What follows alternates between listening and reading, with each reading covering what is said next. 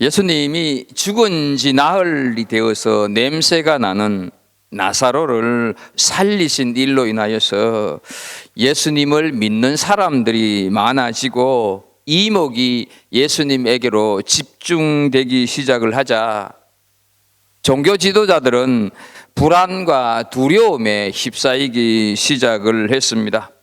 지금까지 자신들이 누려온 기득권을 빼앗길지도 모른다 하는 염려 때문이었습니다. 이때 대제사장 가야바는 자신의 권위를 이용을 해서 한 사람 예수를 죽여서 온 민족이 사는 것은 아주 합리적이다 하는 말로 사내들인 공회원들의 지지를 얻어서 예수님을 잡아 죽이기 위해서 공개 수사로 전환을 하면서 예수님을 지명수배하게 됩니다. 이것을 아신 예수님께서는 자신 제자들과 함께 빈들 광야로 피신하셔서 유월절을 기다리고 계셨다 하는 것을 지난 시간에 말씀을 드렸습니다. 그 빈들 그 광야에서 예수님께서 며칠을 계시는지 알 수는 없지만 오늘 본문 1절은 이렇게 시작을 하고 있습니다. 유월절 엿새 전에 예수께서 베다니에 이르시니 이곳은 예수께서 죽은 자 가운데서 살리신 나사로가 있는 곳이라 말씀을 하고 있습니다. 지난 시간에 우리가 살핀 56절을 보게 되면 사람들은 예수님께서 지명수배가 된 상황에서 이번 유월절에 과연 예루살렘에 오실까 오시지 않을까 설왕설래를 하고 있습니다. 하지만 주님께서는 예루살렘 근처인 베다니 동네에 오셨다 하는 것을 우리는 1절을 통해서 알게 됩니다. 잡히면 죽을 것을 뻔히 아시면서 죽는 일이 그리 즐거운 일이 아님에도 십자가의 죽음을 스스로 취하시기로 한 것은 바로 우리 한 사람 한 사람을 구원하시기 위해서다 하는 것이죠. 유월절 엿새 전이다 하는 말씀에서 유월절은 이스라엘 민족이 애굽에서 400년이라고 하는 캄캄한 어둠의 세월을 끝장내는 전날 밤 어린 양의 죽음이 동반된 희생의 피를 통해서 구원받은 유대인들에게 있어서 이 유월절은 최대의 명절이었고 최고의 절기였다 하는 것이죠. 또 이 유월절 엿새 전이라고 하는 것은 이제 예수님의 공생의 마지막 주간으로 요즘 표현으로 우리가 생각을 해보자고 하면 사순절의 막바지인 고난주간에 들어섰다 하는 사실을 우리는 알게 됩니다. 예루살렘으로 가시는 길이면 늘 들리던 이 베다니 마을은 주님께서 죽은 지 나흘이나 된 나사로를 살린 곳이다 이렇게 말씀을 하고 있습니다. 이것은 나사로의 죽음과 예수 그리스도의 죽음이 연결이 되어 있고 나사로가 살아난 것처럼 예수님께서 죽음 당하신 후에 3일 만에 다시 부활하신다 하는 것을 은연중에 암시를 하고 있다 하는 것이죠. 그리고 2절을 보게 되면 거기서 예수를 위하여 잔치할세 마르다는 일을 하고 나사로는 예수와 함께 앉은 자 중에 있더라 말씀을 하고 있습니다. 이 구절을 자세히 보게 되면 그 잔치가 마르다의 집에서 벌어졌는지 아니면 다른 사람의 집에서 벌어졌는지 알 수는 없습니다. 다만 마르다는 늘 일하는 모습으로 등장을 하고 있고 나사로는 지금 살아서 버젓이 잔치 자리에 앉아 있습니다. 유대인들에게 있어서 함께 식사를 한다고 하는 것은 이제부터는 당신은 나의 친구요 가족이요 공동체의 한 일원이 되었습니다 라고 하는 정체성의 표현이 유대인들이 식사하는 데 있다 하는 것이죠.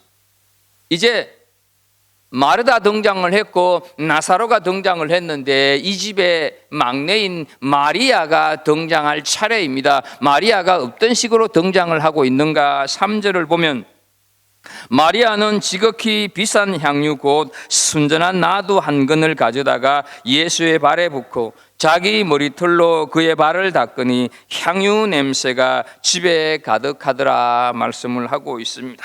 마리아는 향유를 붓는 모습으로 우리들에게 다가오고 있습니다.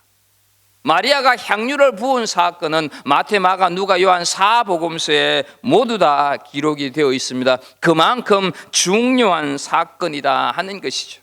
그런데 흥미롭게도 이 마태, 마가, 누가, 요한 이 사복음서마다 이 사실을 기록하고 있는 것이 약간의 차이가 있습니다. 마태와 마가 복음에서는 베다니 나병 환자 시몬의 집에서 일어난 사건으로 기록하고 있습니다. 먼저 마가복음 14장 3절 말씀을 보게 되면 예수께서 베다니 나병 환자 시몬의 집에서 식사하실 때에 한 여자가 매우 값진 향유 곧 순전한 나드 한 옥합을 가지고 와서 그 옥합을 깨뜨려 예수의 머리에 부으니 이렇게 말씀을 하고 있습니다. 그리고 마태복음 26장 6절 말씀을 보게 되면 예수께서 베다니 나병 환자 시몬의 집에 계실 때 한 여자가 매우 귀한 향유 한 옥합을 가지고 나와서 식사하시는 예수의 머리에 부으니 이렇게 하였어요.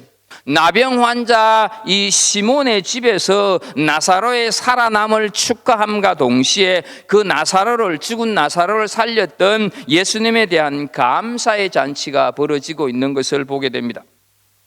이에 비하여서 누가는 베다니가 아니라 예수님의 갈릴리 사역 가운데 바리새인의 집에서 이 일이 일어났다고 누가복음 7장 36절 38절을 보게 되면 알게 됩니다. 한 바리새인이 예수께 자기와 함께 잡수시기를 청하니 이에 바리새인의 집에 들어가 앉으셨을 때 그 동네에 죄를 지은 한 여자가 있어 예수께서 바리새인의 집에 앉아 계심을 알고 향유 담은 옥합을 가지고 와서 라고 말씀을 하고 있습니다.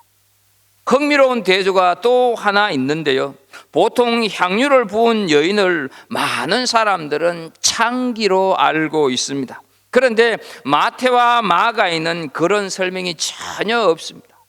오늘 본문인 요한복음에서도 우리는 그냥 마리아라고 하는 것으로 알고 있습니다. 다만 앞에서 살폈던 누가복음 7장 37절 말씀을 보게 되면 죄를 지은 여자라고 하는 표현 때문에 사람들은 추측하고 상상해서 그 여인을 창기라 이렇게 생각을 하고 있는 것이죠. 여러분, 이 얘기를 지금 마리아가 듣는다고 하면 마리아는 상당히 억울하지 않겠습니까?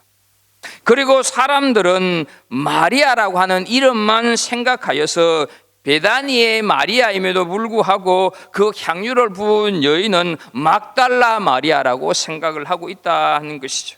그리고 막달라 마리아는 누가복음에서 말하는 죄를 지은 여인 이렇게 생각을 하고 있습니다. 그러니까 어떻습니까? 이것저것 막 뒤섞여서 그냥 마음대로 말하고 생각하고 있다 하는 것이죠.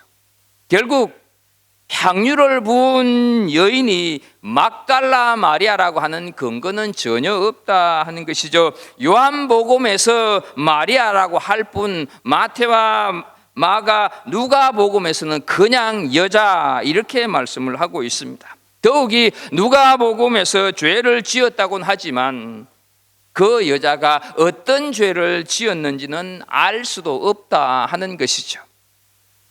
한 가지 더 흥미로운 사실을 보게 되면 마태와 마가복음에서는 이 여인이 향유를 어디에 붓습니까?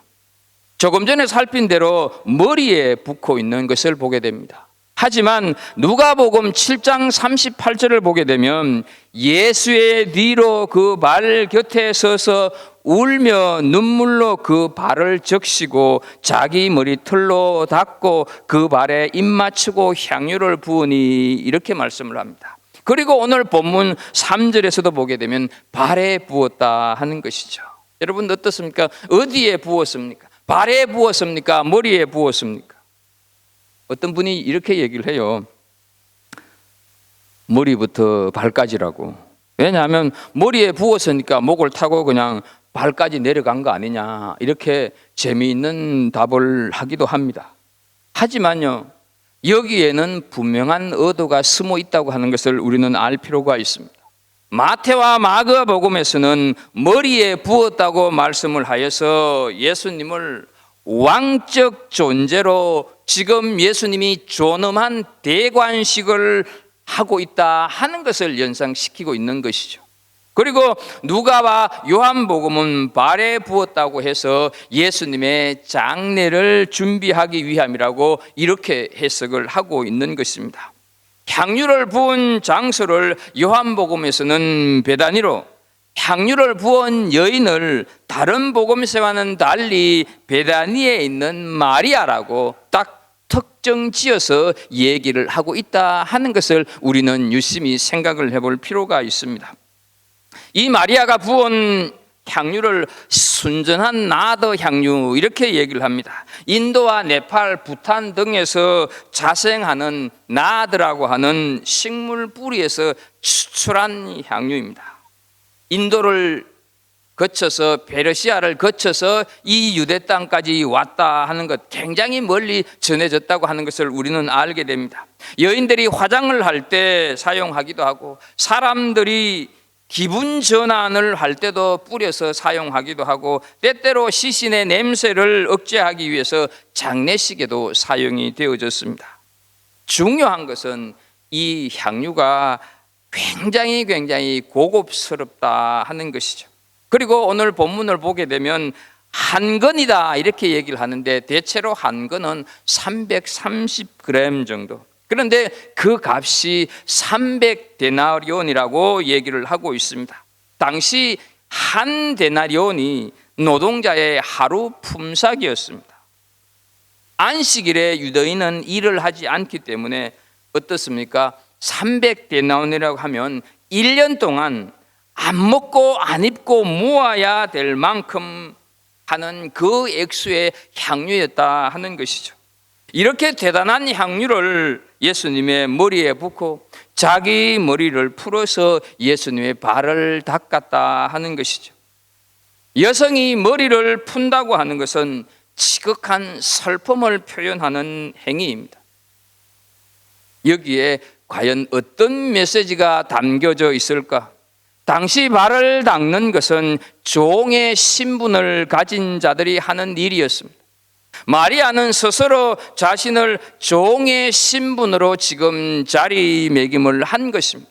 더욱이 여인들에게 있어서 머리카락은 신체 중에서 가장 중요한 귀한 부분이지 않습니까? 그래서 다른 거는 못해도 무슨 일이 있으면 항상 하루나 이틀 전에 미장원에 가서 수백 불을 주고 여러분들은 머리를 하고 있지 않습니까?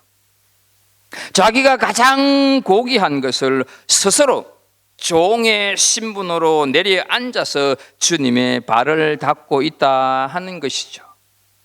그런데요, 이때 가룟 유다가 불평을 하고 있습니다. 5절을 보면 이 향유를 어찌하여 300데나리온에 팔아 가난한 자들에게 주지 아니하였느냐 하니, 그 귀한 것을 그냥 쏟아버리지 말고 팔아서 가난한 사람들에게 나누어 주면 좋을 텐데 왜 이렇게 쓸데없는 낭비를 하고 있느냐 하는 것이죠. 여러분 어떻습니까? 가룟 유다의 이 말이 너무너무 명분이 좋은 말이지 않습니까? 정말로 그럴듯한 말이지 않습니까?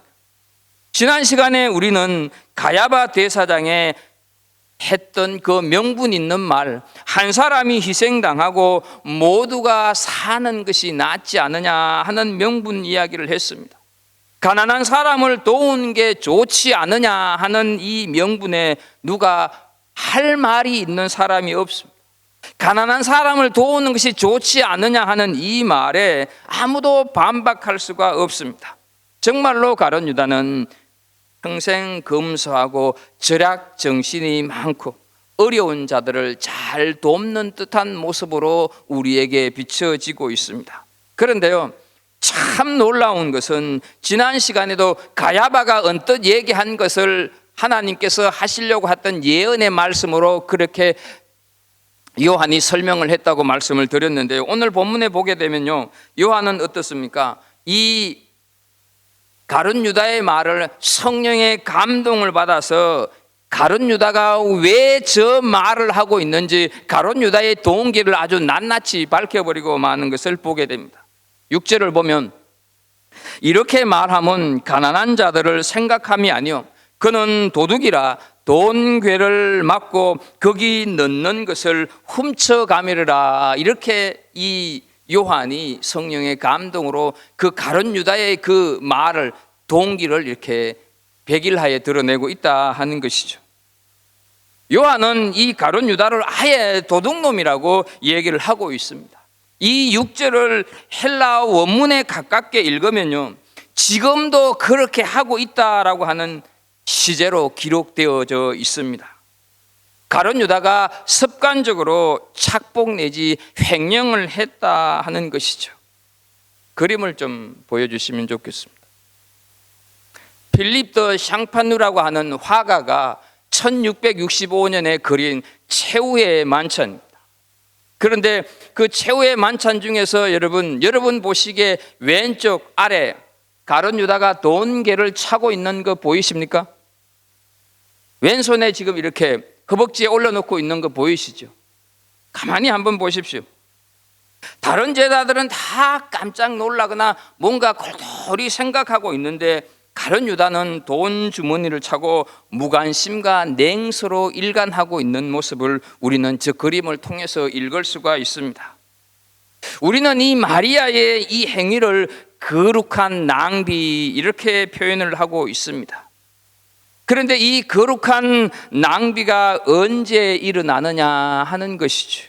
우리 신앙의 영역 속에서 이런 거룩한 낭비가 있습니까? 없으십니까? 이 우리 신앙 가운데서 이 거룩한 낭비는 늘 있어야 한다 하는 것이죠. 예를 들어서 선교는 세상 사람들이 볼 때 가장 덜 떨어진 일, 세상 사람들이 볼 때 가장 한심한 일처럼 보입니다. 그 더운 나라에, 그 추운 나라에, 그 열악한 환경에 온갖 해충과 벌레들이 우글대는 그곳에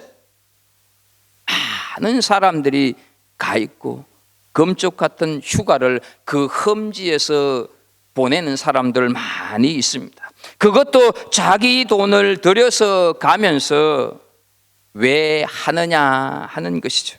세상 사람들의 시선으로 볼 때는 낭비고 정말로 쓸데없는 짓이 되는 것이죠. 그런데 우리 시각에서 볼 때 참으로 놀라운 거룩한 낭비다 하는 것이죠. 이 거룩한 낭비, 이 말이 말장난이 아니라 언제 이 거룩한 낭비가 우리 안에서 일어날까? 그것이 정말로 중요하다 하는 것이죠. 언제 우리에게 있어서 이 거룩한 낭비가 일어날까요? 그것은 다른 것이 아니라 내가 신앙생활하는 내가 절대적인 가치에 눈이 떠여졌을 때 비로소 이 거룩한 낭비가 시작이 된다 하는 것이죠. 그 절대적인 가치에 눈이 떠여지게 되면 지금 내가 붙잡고 있는 세상적인 모든 것들을 다 놓아버린다 하는 것이죠.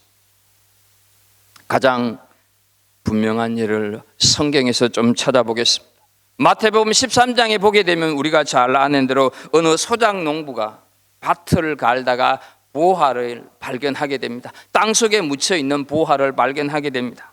집에 돌아온 그는 자기 소유를 몽땅 다 팔아가지고 주인에게 그 밭을 팔아라고 해서 그 밭을 사게 된다 하는 것이죠. 질문을 드립니다. 여러분, 이 농부가 밭 때문에 밭을 샀습니까? 보화 때문에 밭을 샀습니까? 보화 때문에 밭을 샀습니다. 밭을 갈았다고 하는 것은 이 농부가 어떻습니까? 생계수단, 일상적인 생활을 하고 있었다 하는 것을 알 수가 있습니다. 일상생활을 하고 있는데 어느 날 내 인생에 절대적인 가치가 갑자기 내 눈에 확 들어오면서 눈이 떠여지기 시작을 했다 하는 것이죠. 이게 전부구나, 이게 진짜구나 확 눈이 열리는 순간 지금까지 사느라고 전전긍긍했던 모든 것들이 다 분토처럼 여겨진다 하는 것이죠. 배설물로 여겨진다 하는 것입니다. 우리는 그 고백을 바울 사도가 하고 있는 것을 보게 됩니다. 빌립보서 3장 8절 말씀을 좀 보겠습니다. 또한 모든 것을 해로 여김은 내 주 그리스도 예수를 아는 지식이 가장 고상하기 때문이라. 내가 그를 얻기 위하여 모든 것을 잃어버리고 배설물로 여김은 그리스도를 얻고 라고 바울 사도는 오늘 우리들에게 자신의 신앙 고백을 들려주고 있습니다. 족보로 따진다고 한다면 나보다 나은 사람이 있겠느냐? 현실적인 조건에 견주어 볼 때 나는 누구보다도 못지않다. 그러나 그리스도가 절대적인 가치라고 하는 사실이 발견되는 순간 나는 모든 것을 다 배설물로 여겼다 하는 것이죠. 여러분, 어느 날 갑자기 사랑이 내 안에 훅 찾아오는 것을 경험하십니까? 내가 예수를 정말로 만난다고 하는 것은 바로 이런 것이다 하는 것이죠. 그 예수라고 하는 절대적인 가치에 눈이 열려지는 순간, 그분이 내게 찾아오는 순간 나머지는 다 배설물로 여기면서 그때부터 내 삶 속에는 거룩한 낭비가 가능해진다 하는 것이죠. 그것을 세상 사람들은 미쳤다고 말을 하고, 세상 사람들은 쓸데없는 짓이라고 말하고, 가룟 유다처럼 말한다 하는 것이죠. 그런데요, 마리아에게 지금 이것이 일어났다 하는 사실입니다. 우리 다 함께 오늘 본문 3절을 한번 같이 좀 읽어봤으면 좋겠습니다. 본문 3절을 같이 함께 읽습니다. 마리아는 지극히 비싼 향유 곧 순전한 나드 한 근을 가져다가 예수의 발에 붓고 자기 머리털로 그의 발을 닦으니 향유 냄새가 집에 가득하더라. 향유 냄새가 집에 가득하더라. 어떻습니까? 마리아의 이 거룩한 낭비라고 하는 헌신으로 인하여서 향유 내음이 온 집안에 진동했다 하는 것이죠. 자, 그런데 우리는 여기서 2주 전에 살펴보았던 요한복음 11장 39절을 좀 보도록 하겠습니다. 예수께서 이르시되 돌을 옮겨 놓으라 하시니 그 죽은 자의 눈이 마르다가 이르되 주여 죽은 지가 나흘이 되었음에 벌써 냄새가 나나이다. 사방에서 죽은 냄새로 진동하던 그곳이 지금은 어떻습니까? 온 집안에 향유 내음이 가득하다 하는 것이죠. 무엇이 이런 반전을 가지고 왔을까? 어떤 것이 이런 반전을 가지고 왔는가 하는 것이죠.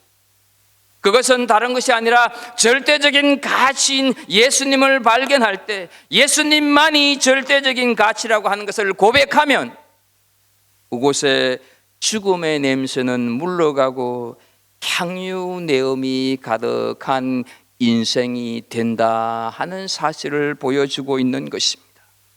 여러분, 이것이 복음의 능력이고 이것이 바로 예수님의 부활의 권능이다 하는 것이죠. 우리 한 사람 한 사람이 원래 어디에 있었던 존재들입니까? 사망이 왕노릇하던 죽음의 냄새가 가득한 곳, 썩은 냄새가 풀풀 나는 곳에서 우리는 살아가면서 어떻게 해서든지 도태되지 않으려고 무한 경쟁 속에서 달려가고 있는 삶을 살았던 사람들, 여전히 살고 있는 사람들 아니냐 하는 것이죠. 우리가 사는 세상은 지금도 여전히 사망이 지금 왕노릇하고 있는 세상입니다. 여러분, 사망이 왕노릇한다고 해서 육신의 죽음만으로 생각을 해서는 안 되는 것입니다. 우리가 사는 이 세상, 불치병, 난치병, 정오심, 배신, 음란, 부정과 부패로 이 세상은 썩어서 냄새가 진동하고 있는 세상입니다. 이런 것들로 인하여서 수많은 사람들의 삶이 함몰되어 가고 있는 세상입니다. 그런데 이 현실을 당신이 나약하기 때문에 당신이 그렇게 이 세상에 함몰되어 가고 있다, 개인 한 사람의 문제로 돌릴 수 있겠는가 하는 것이죠. 지금 사망이 왕노릇하는 세상입니다. 이것을 치유할 수 있는 방법은 바로 복음의 메시지, 복음밖에 없는 줄로 믿습니다. 이 복음은 오늘 우리 그리스도인들 한 사람 한 사람에게, 이 복음은 오늘 수많은 교회들에게 무엇이라고 명령을 하고 있는가, 우리는 유심히 살펴볼 필요가 있지 않겠습니까? 따라서 우리는 이 세상을 살아가면서 정말로 복음적인 대안을 가지고 썩어 문드러지고 있는 이 세상, 그래서 냄새가 진동하는 이 세상, 복음이라고 하는 이름으로 이 세상에 향유 냄새가 가득가득하게 하는 삶을 우리가 살아갈 필요가 있다 하는 사실이죠. 불과 수일 전에만 해도 죽음의 썩은 냄새가 나던 한 영혼이 지금 새로운 생명을 얻어서 예수님과 함께 잔치 자리에 함께하고 있다 하는 사실, 이것은 사망이 왕노릇하고 있는 세상이기는 하지만 그래도 소망은 복음밖에 없고 그래도 소망은 예수 그리스도밖에 없다 하는 사실을 우리에게 잘 드러내주고 있다 하는 사실이죠.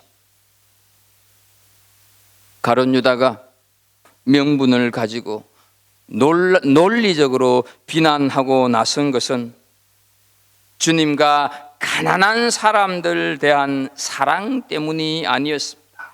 그것은 바로 물질에 대한 자기 욕심 때문이었습니다. 물질의 욕망을 가진 사람은 절대로 주님과 사람을 사랑하지 못합니다. 따라서 사람을 사랑하지 못하는 자, 사람을 정말로 사랑해 본 적이 없는 자는 사랑이 곧 낭비다 하는 사실을 알지를 못합니다. 사랑은 절약의 대상이 아니다 하는 것을 알지 못한다 하는 것이죠. 낭비 없이는 자식도 제대로 사랑할 수가 없다 하는 것을 인식하지 못한다 하는 것이죠. 사랑하는 우리 갈보리 식구 여러분, 자녀를 위해서 뭔가를 할 때 낭비라고 하는 생각이 들 때가 많이 있지 않습니까? 그런데도 어떻습니까? 그것을 하지 않습니까? 왜 합니까? 내가 그 자식을 사랑하기 때문에, 이건 낭비처럼 보이는데 그럼에도 불구하고 사랑하기 때문에 내가 자식을 위해서 그것을 한다 하는 것이죠.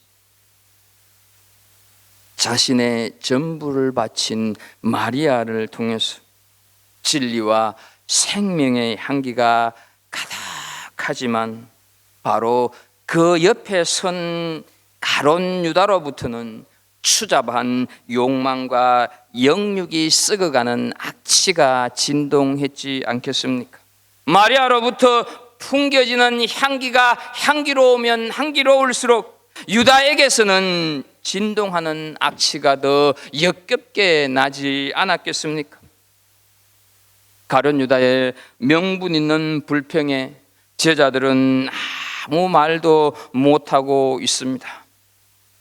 그런데요, 그렇게 가난하고 어려운 사람을 사랑하셨던 예수님이 이 마리아의 행동을 말리지 않고 계신다 하는 것이죠. 오히려 이런 말씀을 합니다. 7절과 8절을 보면 예수께서 이르시되 그를 가만두어 나의 장례할 날을 위하여 그를 간직하게 하라.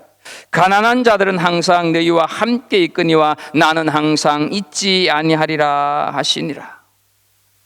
의외로 여러분, 예수님께서 마리아의 편을 들어주고 있는 것을 보게 됩니다. 잘 기억하십시오. 여러분, 사랑은 낭비로만 이루어진다고 하는 것입니다. 그러나 낭비로 이루어지는 사랑은 언제나 예상을 초월하는 결과가 일어납니다.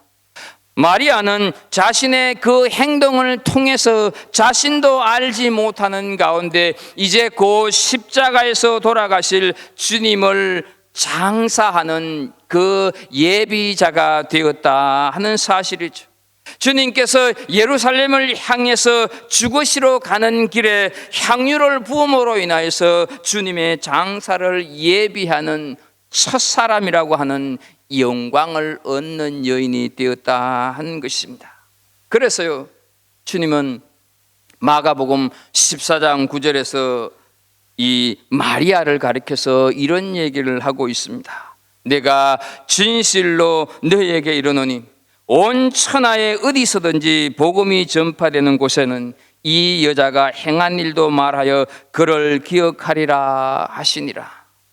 여러분, 이 14장 9절에서 이 여자는 누구를 가리킵니까? 바로 마리아를 가리키지 않습니까? 그런데 우리가 복음을 전하면서 이 마리아에 대한 얘기는 하지 않습니다.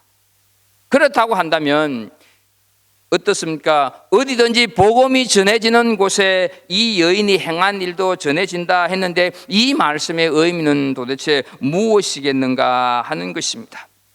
마리아의 향유 부음이 예수님의 십자가의 죽음을 준비한 거룩한 낭비였듯이 우리 모든 삶이 십자가를 위한 준비의 삶이어야 한다 하는 사실을 우리들에게 가르쳐 주고 있다 하는 것이죠. 우리의 모든 삶이 십자가를 위한 준비의 삶이었다고 하는 것이 바로 오늘을 살아가는 이 시대에 우리가 부여받은 사명이고 우리 삶의 기초가 되어져야 한다 하는 것입니다. 사랑하는 우리 성도 여러분, 무엇을 하든지 십자가를 위하여서 걸어가는 삶, 그리고 그 삶을 살아갈 때 우리의 삶의 영역에서 향유내음이 가득가득하게 퍼져나간다 하는 사실을 기억하면서 내가 살아가는 삶의 영역에서 정말로 십자가의 삶을 살아냄으로 인하여서 우리 살아가는 삶의 현장, 가정과 직장과 학교 어디에서든지 향유내음 진동하게 하는 그런 삶을 사는 우리 갈보리 식구들이 되기를 예수님의 이름으로 축복합니다. 하나님 아버지, 오늘 주신 말씀을 기억하면서 우리가 거룩한 낭비라고 하는 것을 내 인생 가운데 마음껏 펼칠 수 있도록 예수님만이 절대적인 가치라고 하는 것이 내 안에 고백되어지고 내 눈에 떠있는 복된 시간 되게 하여 주옵소서. 예수님의 이름으로 기도합나이다. 아멘.